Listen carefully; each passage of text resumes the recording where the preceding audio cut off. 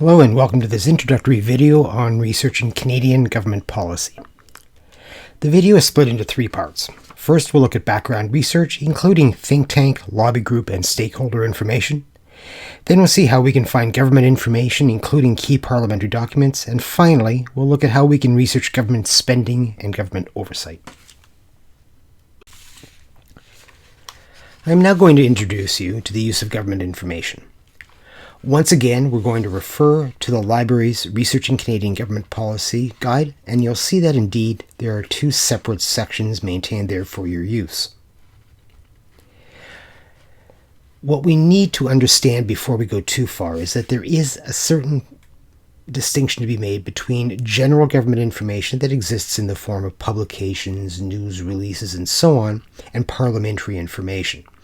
The distinction matters when we come to engage in research. It informs the manner in which we conduct the research, where we turn next, and we'll talk about each in turn during this video.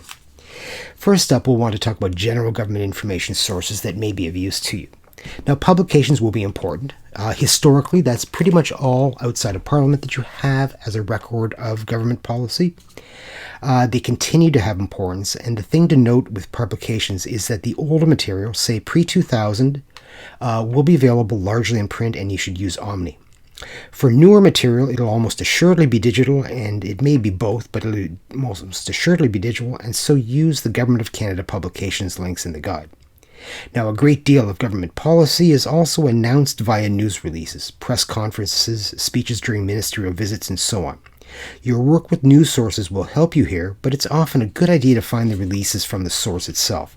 There may be more information there that did not make its way into the media, and one thing to note is that when it comes to the government, today's news was yesterday's news release. An important thing to determine also is oversight in administration. Who cares about my topic is an incredibly important question that needs to be addressed before you can begin your research. And once you've figured that out, you'll want to delve into the government websites. Note, however, that they move around a lot and names can change. Again, the guide will assist you here. Finally, departments have to request money each year and to produce various accountability reports. Departments have been doing this since Confederation, and although the form they took and where we look for them has changed, their existence is a constant, so do not neglect them. The Government Information tab will tell you how to find publications in print or digital, and it'll also tell you how to find departmental websites and reports. We'll now take a look at parliamentary information, which can be lumped broadly into three categories: the speeches and proceedings of Parliament, the votes it takes, the committee deliberations, and also the information that is produced as Parliament engages in its primary activity, which is the passage of legislation in the form of bills. Now, a very important point here, something we need to get out of the way before we go too far, and this is a very important point.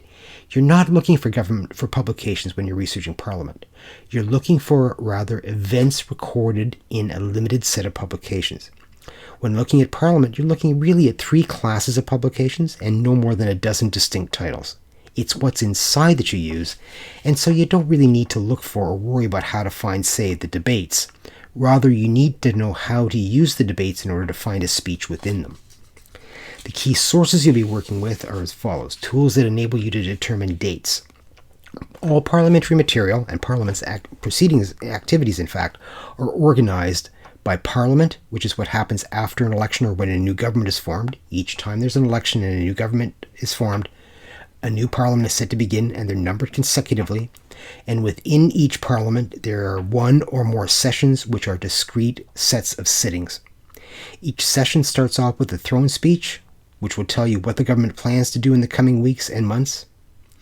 And then other tools that you'll want to look at and other sources will enable you to follow the proceedings, journals, the various other recordings of proceedings, the status of House business, a tool known as Legisinfo that enables us to trace bills, chamber debates, the debates of the House of Commons and the debates of the Senate, and also the proceedings, including the debates of the various parliamentary committees, House of Commons committees, Senate committees, and joint committees. The guide will cover the basics, and it will also give you context, but this is one area where you should not hesitate to ask for assistance. Now, many of these resources, both general government and parliamentary, are also used to track government spending and oversight, but that will be covered in another part of this video.